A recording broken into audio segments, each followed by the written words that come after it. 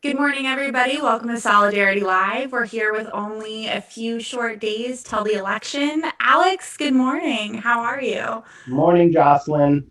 Well, it's 2020, so that is the limit of how good you can be doing. But within those confines, pretty well. I'm looking forward to today's show. We have Kara Voght, who is a reporter with Mother Jones, to talk with us about, I don't know, some of the scary eventualities that we might see in a few days. And then maybe Jocelyn, you and I can just rant about things and then discuss how solidarity is the thing that can get us through everything, including the scary eventualities that Kara has been reporting on. With that, Kara, you want to say hello to everybody? Yeah, hi everybody. It's nice to be here. It's nice to be talking about the doomsday scenarios that we might encounter on November 3rd and beyond. What just lay out a little bit like what you were looking into with this reporting and what you found. Right. So I think it's pretty well documented at this point in various ways how President Trump might just kind of run roughshod over the results of the election. Earlier in the fall, he was threatening to not commit to a peaceful transfer of power, which I think he eventually did. And since then, he's sort of been casually saying, I hope the courts, stop the counting of mail-in ballots. I hope the courts intervene. I hope the courts do this on my behalf. I hope the state legislatures don't validate results if they don't look the way that I want them to, which is a very overt attempt to suppress voting and a dog whistle to people that the results of the election should not be trusted. The Biden campaign and Democrats everywhere have lawyered up. It looks a lot like 2000 in terms of how they're trying to fight every court battle and every board of election on making sure that the votes are counted. But what I have found is that there's a huge amount of the grassroots resistance that's also taking it upon themselves to get ready for civil disobedience and to show up in the streets on November 4th if any of the scenarios that Trump has threatened actually come to pass. And these people are people who, it was a renaissance for them when Trump was elected. People who maybe hadn't been politically active before, the sorts of indivisible moms or MSNBC moms that people joke about. They're planning rallies at courthouses. They're training themselves in how to stay nonviolent in the face of violence. They're training themselves in what to do if you can't trust the institutions like the police or the military who might be showing up in their towns and cities, and what to do about local militia and Proud Boys and the sort of right-wing intimidation that they've been facing, which I think a lot of people have missed. That something that in my reporting that really has blown my mind is that we know about what happens in the Pacific Northwest when Antifa and the Proud Boys have faced off against one another. We know about Charlottesville. We know what happened in D.C. When the president sicked federal agents on protesters in Lafayette Park outside the White House. But right-wing people are showing up to intimidate middle-aged white women in the suburbs. They're showing up in cities to intimidate protesters of color. They're showing up in rural areas. But yeah, this is a really big concern, and a lot of people are taking it upon themselves to make sure democracy survives past November 3rd. Well, Kara, I'm really excited about what you're saying because I think the thing that I keep thinking about and we keep thinking about here is at a certain point when the public institutions are becoming less trustworthy, it becomes a question for private people. How do you respond when your government isn't behaving in ways which are I don't even, I'm trying to be as diplomatic about this as possible because Don't I be know you're a diplomatic. This reporter. is our show. Well, I get that, but I don't want to besmirch this fine woman's credibility with my partisan rhetoric. I can choose how I want to respond. You go forth. Thank you, Kara. Regardless, I think it's really interesting. Is what you're seeing inspiring or is it kind of like scary? I think it's inspiring. I think the way that people decide that they have a part to play in democratic institutions is really not to get to Aaron Sorkin West Wing on all of us, but it's sort of like what that's the point, right? Like this is a participatory. We are a republic, as our as our friends who are sticklers like to say. But like the entire premise of American form of government is that there's participation, and people, a lot of people in the Trump era realized for the very first time that they are not above the actions of the government, and that they are not, that it doesn't matter if they vote, which is sort of the base level thing, and then it matters to participate in civic institutions, and it matters to rise up when those civic institutions don't protect what the Constitution outlines. So I think that like this is a good thing. The way that, I mean, as someone who's really covered the resistance post Trump in depth, it's remarkable to me how smart people are now about what they can and can't do, what options are available to them. I think resources like the Indivisible Guide has been huge for that. People who now know what their member of Congress even does and what they can ask them to do. People now know what their local governments do. And I think that just the civic education of this moment has been really cool. And now this is the next iteration. It's like, okay, I understand how the institutions work, and now I understand what happens when those institutions fail and what's available to me to put them right back on the track. I I think this is awesome. I'm so excited to hear that. And do you think this is going to continue? Totally, totally. I mean, I hope that we don't keep like having to do violence in the Sure. streets. That's not good. And I mean by that, I mean to clarify, trying to de-escalate the potential for violence in the streets. But the I think that people, for all kinds of reasons, are going to stay engaged in grassroots resistance work after Trump, if he doesn't win on November 3rd, which again we still don't know. But there's a whole litany of reasons why a lot of people are now really invested in what happens locally. They have all run for local office. They have roles on city councils and boards of education and library boards, and they're working on getting public housing into their communities. Or a few projects I've heard people talk about. A lot of their friends are involved. It's a social thing now in a time when we're not really doing church and we're not really doing Little League and we're not doing all of the other sorts of things, especially in a pandemic. The sort of grounding that these groups have for people as a social activity has become a huge deal.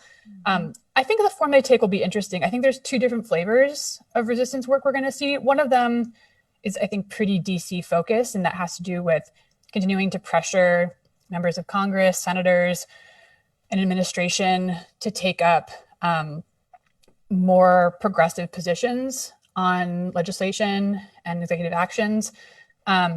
But I think another piece of it will be more locally focused. And I think that a lot of people will maybe turn their attention away from the federal level, which could be a good or bad thing, depending on how you look at it. The resistance, spent the last 4 years all being against something. And if Biden wins and the Senate flips, everyone kind of has to be for something. And for everyone to be for something, I feel like it's a little bit more of a complicated question of how they're going to all work together. But I don't think the engagement goes away. I just think it maybe is a little more divided, a little more diverse in its causes, and we'll see. I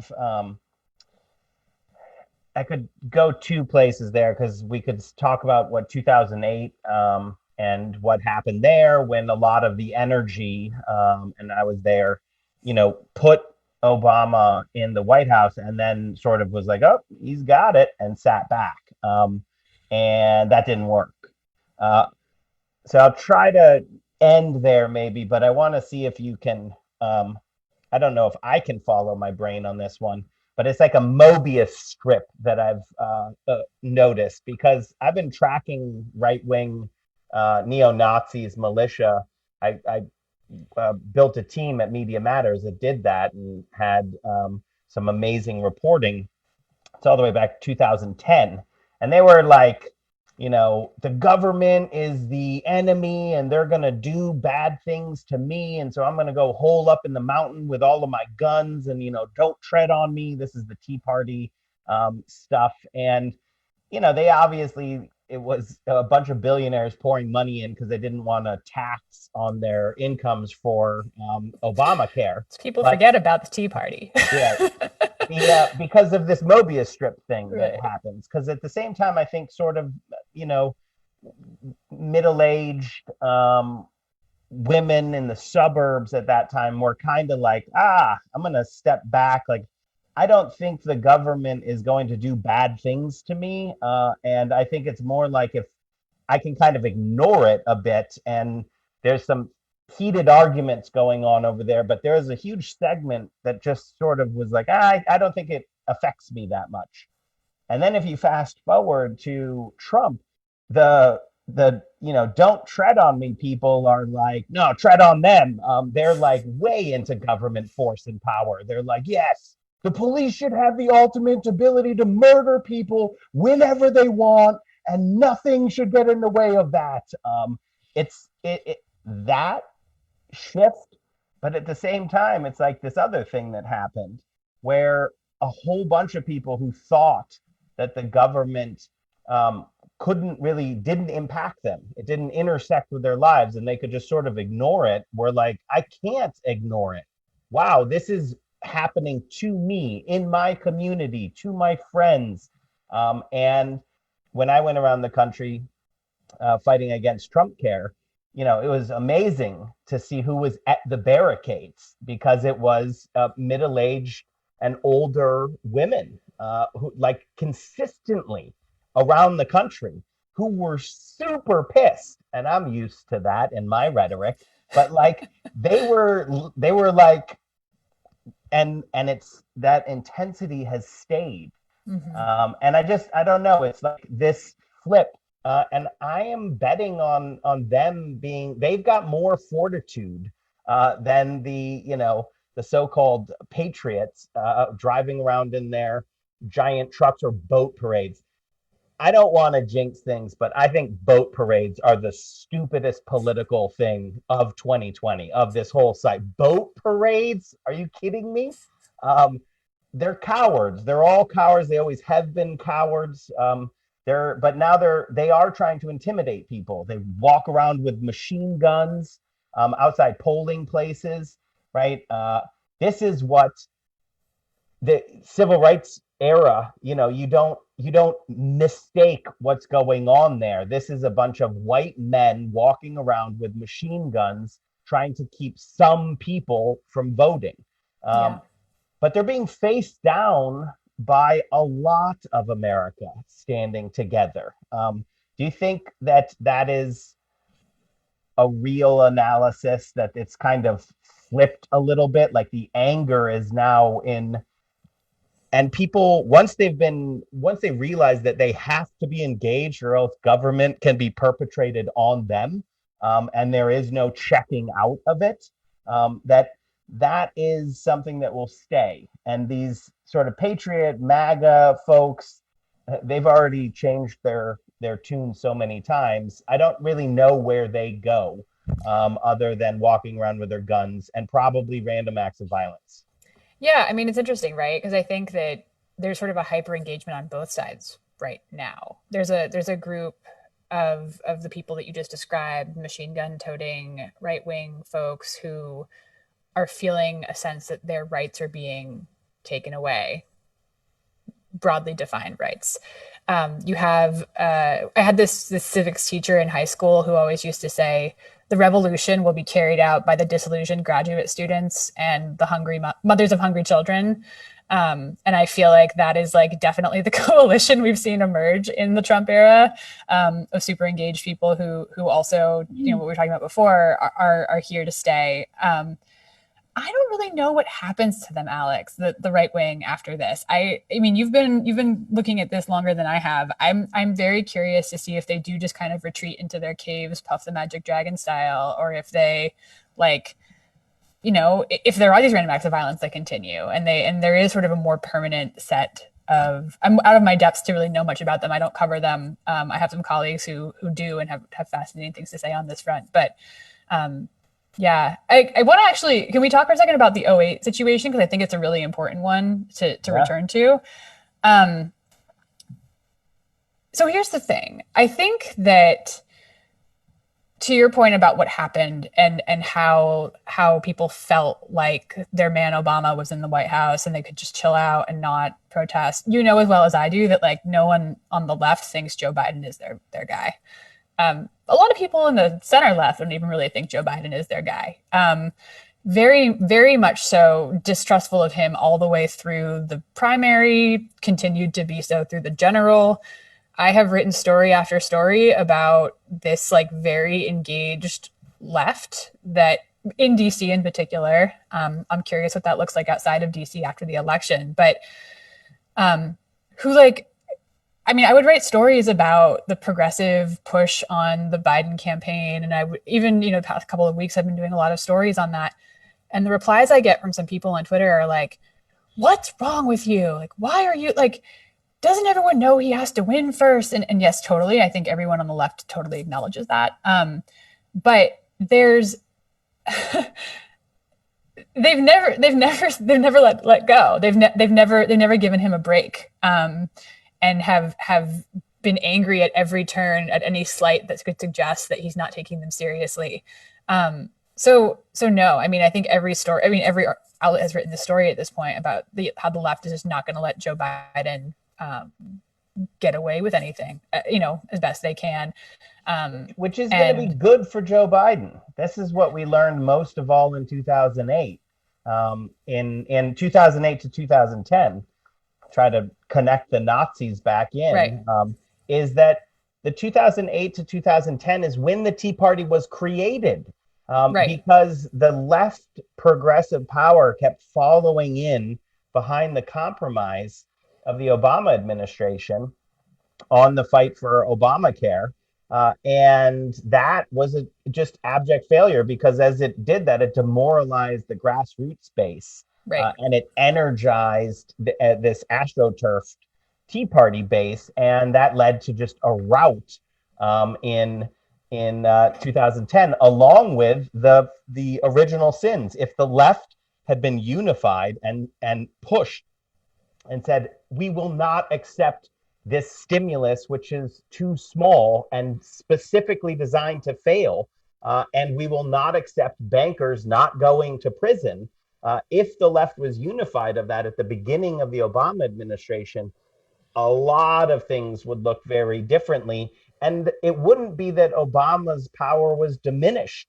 He would have had a much easier time actually governing if it wasn't just because, remember, after the Tea Party, I got to go to Jocelyn. I've been talking the whole time. That's the problem with me. The after the Tea Party, it was just one showdown after another where the Republicans just shut down the government. And we can't let that happen again. We can't. The organized left can't allow the organized right to take all of the energy. So I'm just vociferously agreeing with you that it is an entirely different place, and a bunch of it is just like at least some of us were there in 2008. Like, we watched it happen, and now we're like, no, we're definitely not doing that again. Well, We all have roles to play. Expand on that, Alex. I think that where we are, though, is in such a different and better place. I mean, we have this not me, us army that's been built and that's waiting to mobilize. And that's, I think, one of the incredible things about the political movement that has sprung up around the Bernie Sanders campaign. You have this group of people who lost the primary twice and are still ready to mobilize around the policy objectives and political ideologies that tie them together. And I think that is fundamentally different than what we had with the Obama campaign, where, I mean, the Obama campaign was this incredible thing, but I wouldn't say it was a protest movement. I mean, would you? No, I think it was like a unification on like a particular set of values, which like also Bernie Sanders' campaign is too. But the clarity of the message it wasn't policy driven. It wasn't idea driven. I mean, the values I think persisted, but Obama was really just sort of all values. Right? Like, if I recall, it was John Edwards who was trying to run a policy-driven campaign and an ideas-driven campaign, and did end up forcing, I think, both Hillary Clinton and Barack Obama to the left a little bit, or at least force them to articulate some ideas. I was talking to Austin Goolsbee a couple of weeks ago, who was obviously one of Obama's econ advisors and eventually led the Council of Economic Advisors in the White House. And he was talking about reminiscing about the '08 campaign, being on the advisory role and being like, oh man, we had to just keep coming up with stuff because John Edwards kept dropping policy, and it was sort of That's fascinating. great, though. I It is. love It, it is. It felt a little reminiscent in some respects of what Elizabeth Warren did this time around too, just in terms of the volume. I mean, obviously, Bernie Sanders had his platform kind of set and good to go from the last time around, but even he, I mean, fleshed out a lot of ideas that he had just kind of talked about a little bit last time and hadn't really put policy teeth on. But all this to say that, yeah, I think the movements broadly are just so engaged and so smart. One of my favorites, I'd be remiss not to just mention this as a kind of microcosm example. The very particular movement that emerged around Senator Ed Markey in his fight against Representative Joseph Kennedy for the Massachusetts Senate seat. That I started covering that primary last September. And when I came back around to it this September, there were this army of teenagers who had Twitter accounts and had somehow convinced the senator from Massachusetts to every night log on to their organizing phone banking and say goodnight to them. And they would all say goodnight, Ed Markey. And this is a very silly thing, but That's real, though. It's so real, but why do they love Ed Markey? Because AOC loves Ed Markey. Why does AOC love Ed Markey? Because he's the co-sponsor of the Green New Deal. Why is the Green New Deal so important to young people? They understand that climate change is the biggest threat, and they are just bullheaded in a movement. And Joe Kennedy is a very liberal guy. In December, even before December of 2018, even before there was a Green New Deal, he voiced support for it. This was even before, I think, if my timeline serves me, it was either before or around the time that AOC and then Markey started talking about the Green New Deal. And I think that all this to say that these kids are mobilized and ready, and they are not letting anyone get away with anything, even in even in a very liberal Senate race. The standards are very high for a lot of people who are now engaged in politics. And I think that's going to really continue.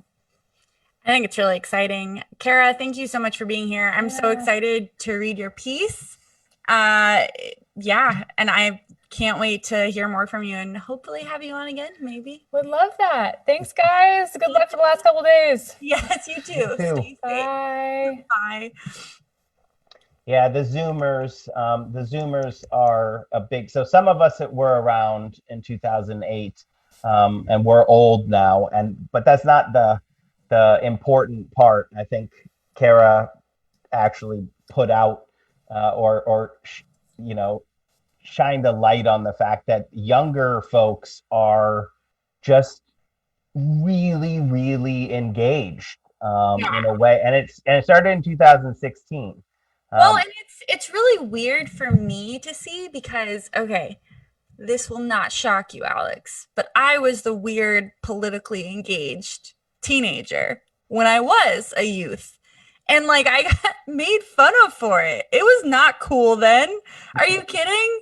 People are like, who is this loser who's always talking about climate change and shit? So it's really awesome to see it become not just widespread, but my siblings are teenagers now. And it is so cool for them to be like, wow, you interviewed AOC? You're awesome. That would have never happened in my age group. Nobody cared about a member of Congress, even if she was super charismatic. This is such a new shift. And it's happened very suddenly. It did. And you just can't overstate what Bernie Sanders' run in 2016 did. Oh, totally. It was amazing. And I, as an old person now in this movement, we've worked with Sanders for years, and his message never changed. We used to do events with him, and there'd be no cameras. I built a radio station literally so that we would always have at least one outlet covering our radical policy. And what I loved is after Bernie's first run for presidency, I I was so comfortable and used to being like the most radical person in the room in the strategic sense. So not, but my policies, I was really proud of all my radical policies. And then all of a sudden, I'd be talking to people and they're way bigger, bolder. And I'm like, oh man, my policies aren't even that radical anymore. I got to get new policies. I saw Um, you got called out on Facebook over a certain use of the word folks. So you're I, not as lefty as you think you are, Alex. oh That's no, all I'm trying to say. that was a reverse call out. Was it a call in? It was I go to a Unitarian church, so we do that call in. We care front people. That was I actually think that we can talk about that, but I love that about Zoomers is actually that they are as filled with jargon as I think actually millennials, my generation, Mhm. and political activism in my generation sometimes sounds like it's not even connected. It's like it's operating in a different world, and it has like a score sheet that you've got to hit.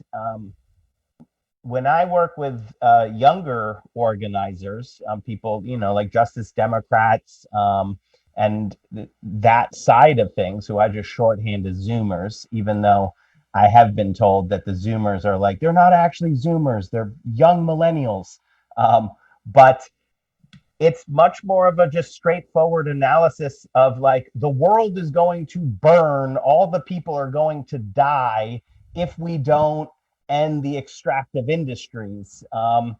People are dying because they don't have health care, and we need to get people health care. What I just mean is it's a simpler analysis. It doesn't actually have, you don't have to have read 5,000 books, and have like a really niche ideology, to believe in the need for these people centered policies that I think are, that are taking the center stage right now, especially among young people. It's very common sense stuff. So I do think there will be a tension that I don't think people who haven't been around, and again, Trump could definitely win. Trump could definitely steal the election. McConnell could definitely win. It could be Biden wins, McConnell keeps the Senate, right? Like all of the possibilities are still real at this point, 4 days out. But if the Democrats have full control, which would be the first time since 2008, when Obama did, I think that people are going to be sort of shocked at the different type of tension that that brings. And Kara brought it up, like pushing a positive agenda is very different, and difficult, because it relies on coalitions, and it can be brutal because that's when DC is at its absolute stupidest. Yeah. So we need that energy and that clarion clarity, and loud focus on what is simple and correct. And I think, I have a lot of hope. I spent a lot of time with both the Obama and the Bernie Sanders campaign, and it's just such a different energy. I mean, the Obama campaign really was. I mean, everyone says it was hope and change, and it was, but it was also kind of shiny. There were a lot of like tech bros with like degrees from really good schools. Bernie Sanders' campaign was not like that at all. Like at all. And I mean that in a good way. These were people who really, really cared about things and wore jeans and like, it's just like a different vibe. And I think when you have that generation of political organizers and thinkers and activists coming of age, that's super exciting. I'm so excited about it. And it's as Kara was saying, people are so educated now. We talk a lot about the downsides of the internet, and I think that's good and healthy. And some of us, me, should be spending less time on their phone. But we don't And talk Facebook creates Nazis. That's true. It just it's a does. Nazi machine. But what we don't talk about enough is I love how when I feel like I learn something online all the time just from bullshitting on social media because people are so smart now. They're so informed. And yes, it comes with a lot of downsides, but I think about what's going to happen when and if we do have political power and we can act on it. I mean, Alex, you bring this up all the time. The Biden platform has been very much shaped by the Bernie Sanders coalition of the left. And even not to the extent that we'd want, fine. But this is a much more progressive platform than we thought we were going to get. Absolutely. And I have two things that I see, and it's very hopeful, but it also, there's going to be tension. The resistance folks who are at the barricades, who I talked about, suburban women, it is going to be a question of where do they fit in the coalition when it's governing. So the base of the Democratic Party, African Americans, especially Black women, are at the center of the coalition, and then young people. Now, the new thing is you have suburban women and seniors who are sort of added into this coalition. It looks massively different than Obama's, totally different than Obama's. And I wonder where that fits. So are the suburban women going to, pull back? Is it a defeat Trump, or are they going to stay into the, reforming things and moving forward? And I generally think it's got to be the latter. Both seniors and the new suburban voters with the Democratic base saying we have to do a lot to dig out of where we are now. The stonks are, I don't know because I haven't looked, but I imagine the cocaine has run out on Wall Street again, and the stonks are plummeting. And that's just like months late reaction to the fact that we're in an economic depression that the world has never seen before, in the midst of a pandemic that the world has never seen before, because it's slow. We don't have to go through all of the COVID stuff, but I think the coalition is going to hold in a way that it didn't in the Obama era, because there was so much willingness in the Obama era. I think it did have to do with those tech bros and the sort of like, we've got it. It's like, we've got a solution. Oh, we made an app for it. And I think that people are going to demand more, from the Biden administration, from Democrats in the House and the Senate.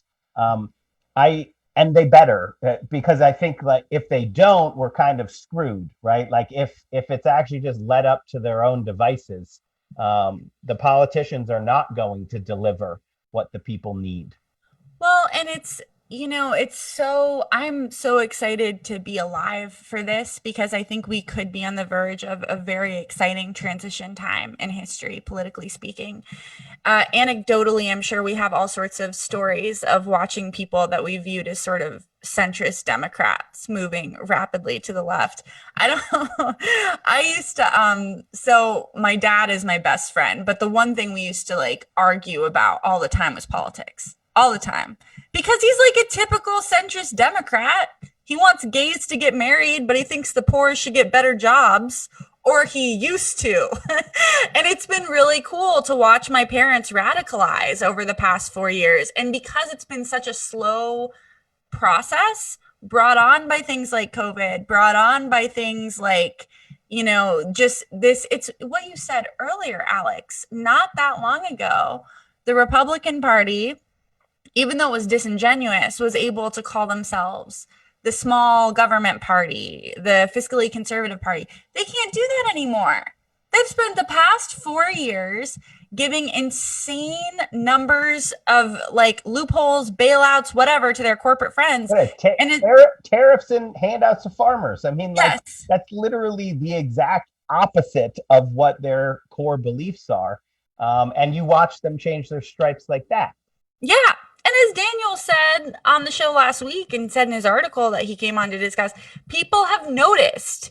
It's not It's not like people haven't seen it. It's been very obvious. Trump will get up on his little podium and be like, "Oh, it's fine. I'm just going to do all this corrupt shit in broad daylight."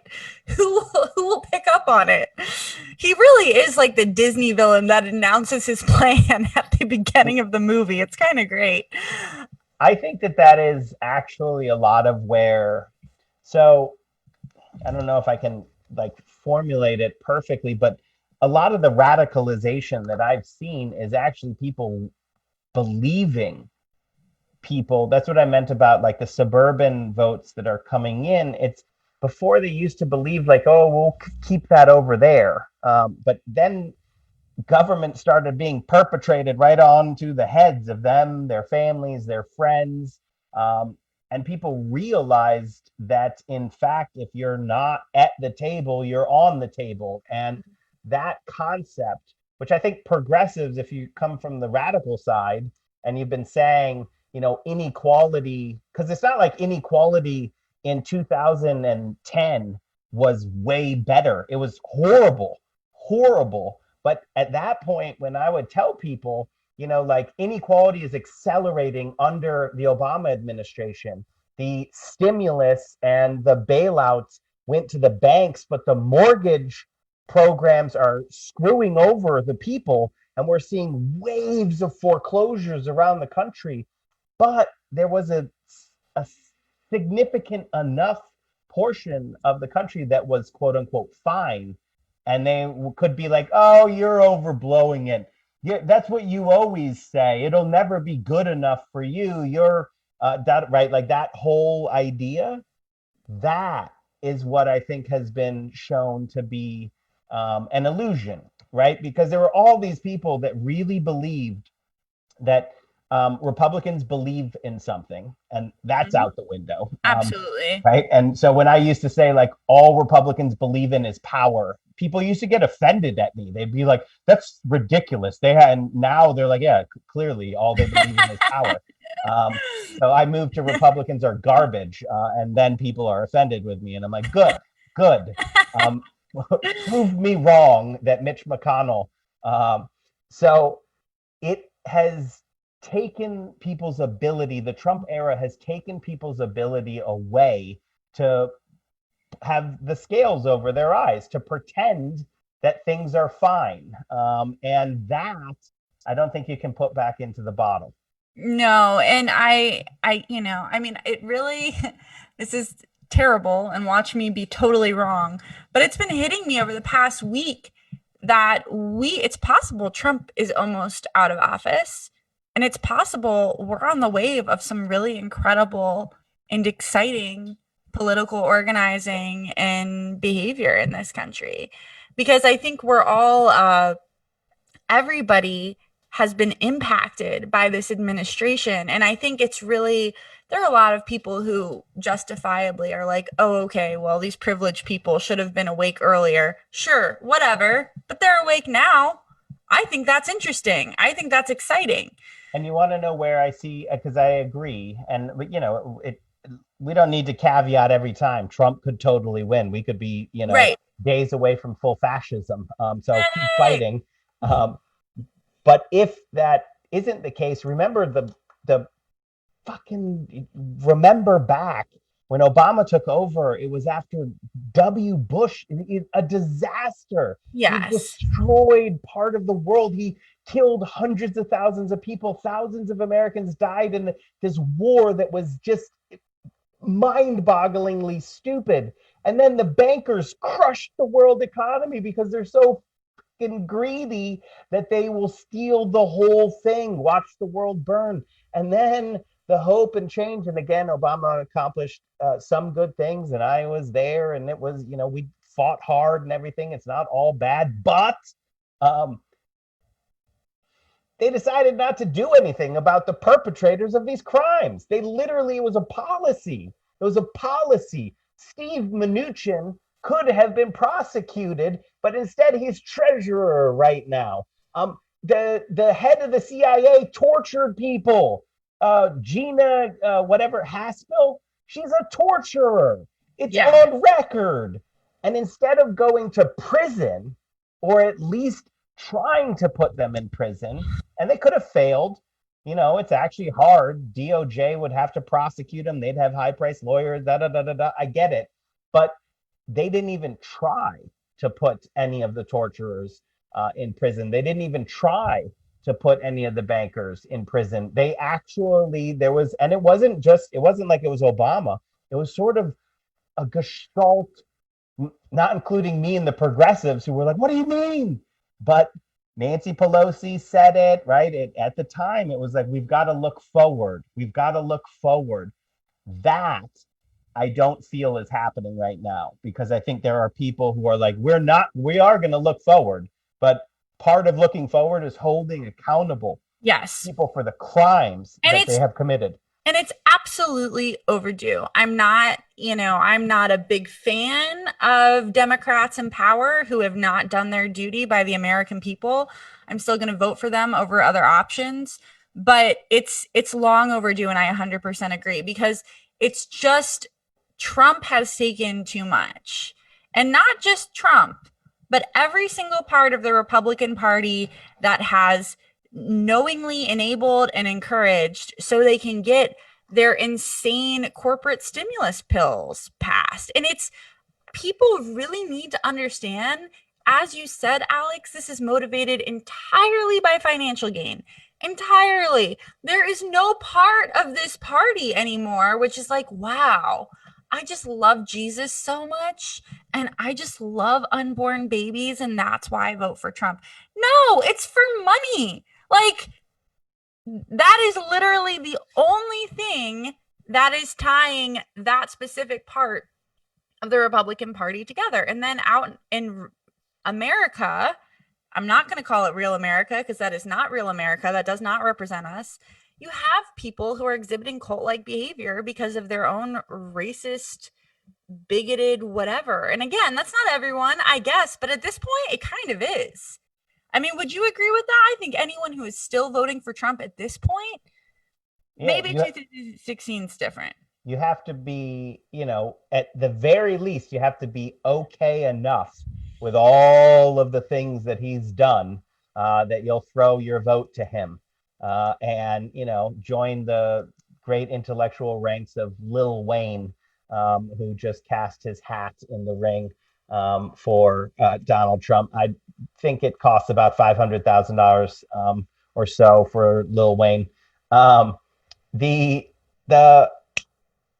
part of where we are in terms of accountability, and I don't think that everyone who voted for Trump is going to be.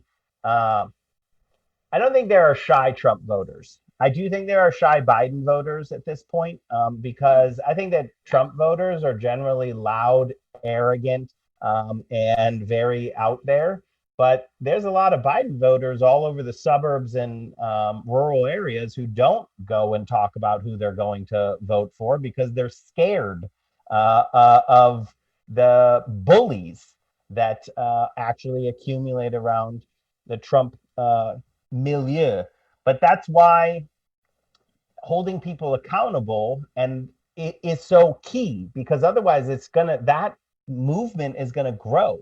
That bullying, paramilitary, right-wing, neo-Nazi movement will continue to grow unless people are held accountable for encouraging it and for fomenting it.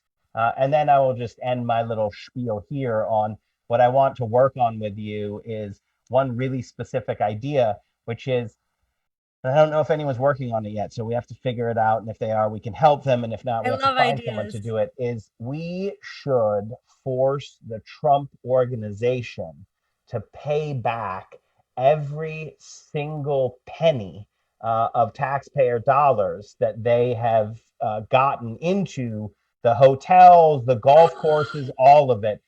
And in fact, I don't care if we ever win that battle. I just want to be fighting over them owing whatever it's going to be, because I want all the documents. I want the bill. I want the hundreds of millions of dollars that this family has looted from the taxpayer. I want to fight about that forever. I want to call all of the Trump kids in one after another into a courtroom and have Ivanka actually detail what she did for these tens of millions of dollars. I want to know about the LLC that got $300 million from the campaign. All of that. I want all of that information. And mainly, I want to drive the Trump organization and business into bankruptcy, which is where it was headed. And this whole grift was actually to save the financial future of Donald Trump himself by stealing taxpayer money. And I want those family members to pay that money back to the taxpayers. Let's do it. I mean, seriously, let's just do it. Because and people need to realize that that's what this was. These are not, I don't want to say they're not good faith actors, because they are. They are good faith actors in what they're looking for, which was a tremendous grift. I almost said heist, but this is not worthy of a heist. It's definitely not worthy of a heist. Are you kidding me? No. Yeah, they're not even con people, I think is the correct word, non-gendered for con man. They're just criminals. They're just criminal. They're just criminals, just normal old and they're not even that good at it. It's just that Donald Trump was born super rich, born lucky, and then he has just spent all of that money down into an enormous hole, and he is in bed with gangsters and criminals, and that's where he is. That's what this is all about. That's why he's willing to break.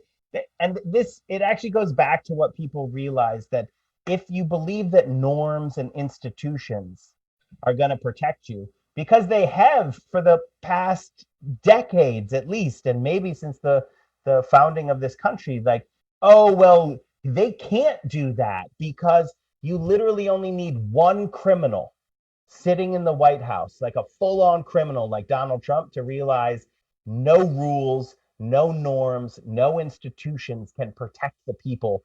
Only people power can protect the people. I would like to acknowledge that Brad has put in the chat that the correct term is con folks. Yeah, so I think that's right. Brad. I appreciate that.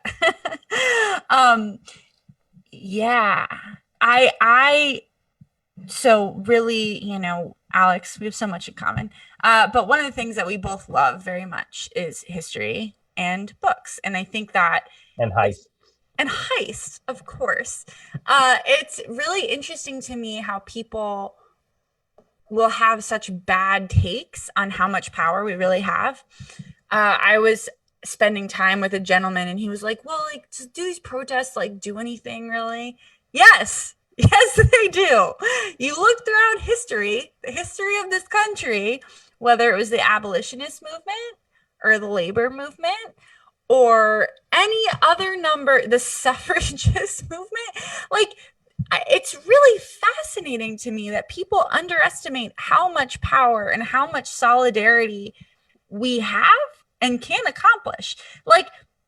Where is this version of history where women were like, please, we'd like to vote? And Woodrow Wilson was like, well, sure, ladies, here you go. That's not what happened. They were chaining themselves to fences and getting force-fed raw eggs in prison and shit. This was not a happy time, but they won.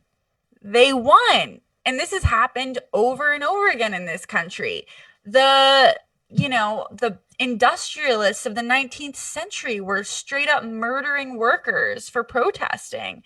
This has been a grisly and constant struggle, and it's probably always going to be with us, unfortunately. I'm not excited about that.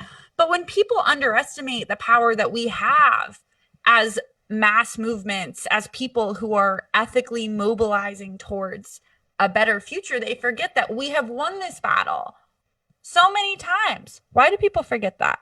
Are they just lazy? Because I think it's laziness. Oh, there's a bunch. Some of them are complicit. And our education system is garbage because it has been created that way. I mean, public education works, and it is one of the beautiful ideas of humanity. but it costs money. It takes resources. And right now we spend all of the resources on weapons of war. And, education is a state budget. And the state budget, it's basically a showdown between health and education. And since we allow the insurance companies and the pharmaceutical corporations to just rip us off, it means students get less and Wall Street gets more. And we've made that choice for the past 40 years. Now, we can reverse that. And that's what you're talking about. We have to remind ourselves of our power. Just to go international for a second, there's a coup in Bolivia, U.S. backed fomented coup.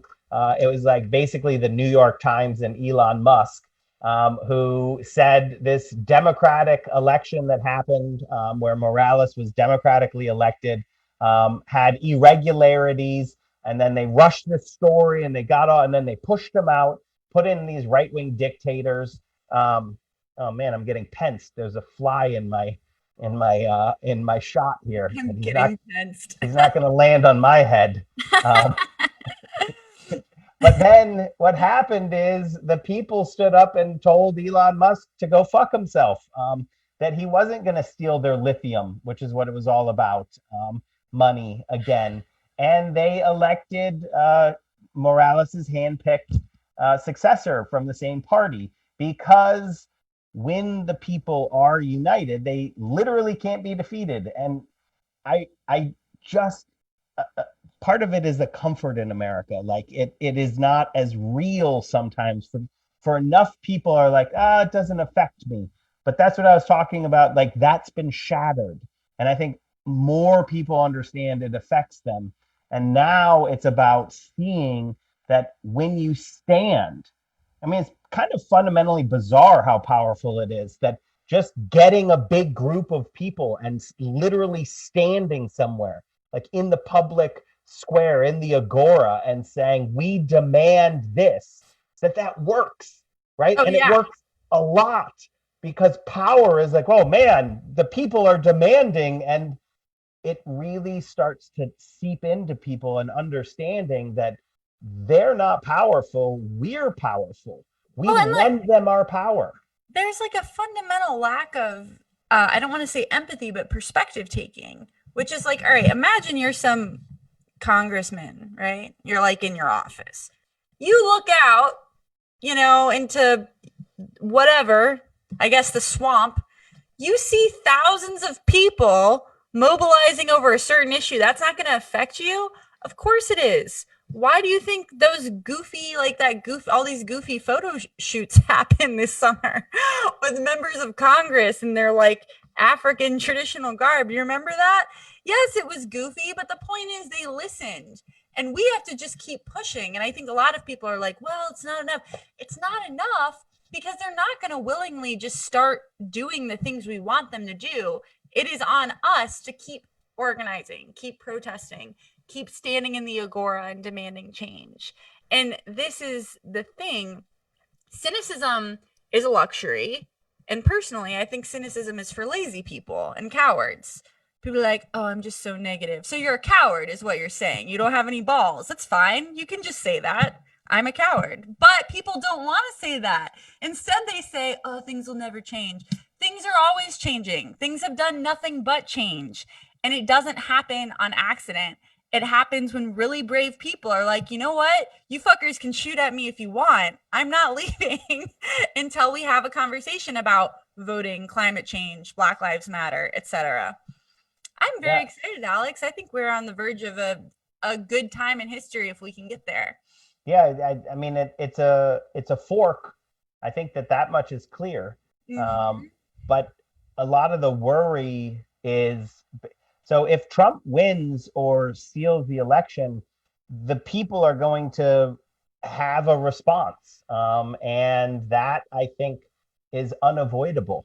I believe that people understand that the political power is not enough. You need people power. You need strategic communications power. We're still working on that one. The media revolution has not actually happened yet. The plutocrats still own far too much Man, this Pence fly is really bugging me. Are you sure it's Um, not the same one? Maybe he wants an interview. it could be, but uh, and of course it's not enough. I like those people like, well, what does it actually do? And you're like, well, nothing in isolation. It's Mhm. all of it together. We have to elect people, Right. and we have to bottom up organize so that we're actually electing better Democrats while we're electing Democrats. So we're changing who the Democrats are. AOC on the cover of Vogue talking about, a new type of Democrat who is going to be judged by if they've made people's lives better, which is actually an old type of Democrat. It's just this aberration from 1980 till nowish 2016, um, that we have to change. That's one thing. We have to stay in the street demanding. That's another thing. We have to take the means of producing media and telling our stories and create our own content, and tell our own stories so that the stories don't just glorify the bosses and in fact glorify the people who are doing the work. All of those things together are what is going to just slowly but surely drive us in a good direction. And then it's all preparation for when it happens really fast. And that's when we're going to have to be ready to transition off of oil and coal and the extractive industries, because that's going to have to happen quickly if we're going to do anything on climate change. So it's like all of the organizing is to create change and to prepare for the moments when time speeds up and a lot of things happen very, very quickly, and we have to be ready for it. Well, and this is the last thing I'll say. How do we always get to 1 hour so fast? It's My goodness. fun. That's true. It's fun.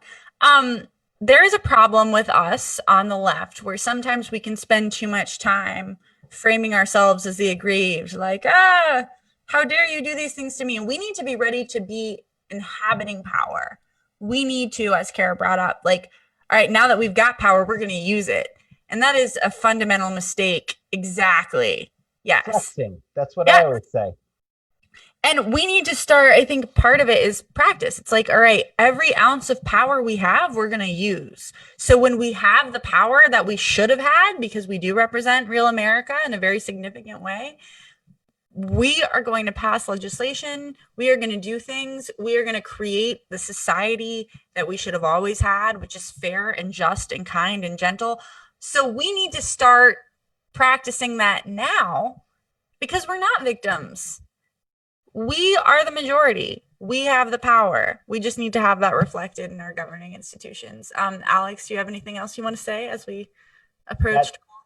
That's it. That's I mean, Mike Papantonio, a friend of mine, he has one of his big speeches that I plagiarize all the time is, the cavalry's not coming. And the left has to understand that the cavalry is not coming. There is no one waiting in the wings to fix things. There are no heroes who are going to magically do all of this stuff. We are the cavalry. We are the people who are going to be the heroes in the story where we defeat the villains, and their extractive industry money, where we defeat the villains on Wall Street, where we defeat the villains who want to commodify our lives and extract value from our lives. And we're going to defeat that entire system and build a system based on justice for the people, in its place. And that is a mental shift that I do think is happening. People have realized the cavalry's not coming because we are the cavalry. And that's what we like to talk about on Solidarity Live here. I'm Alex Lawson. Thanks for joining us this week on Solidarity Live. Jocelyn, as always, thank you. Brad, you guys don't see Brad, but we can see him. He produces all of this. So we will see you all again next week and it'll be a whole different A game. whole new world. I'm so excited. Bye, Bye. guys.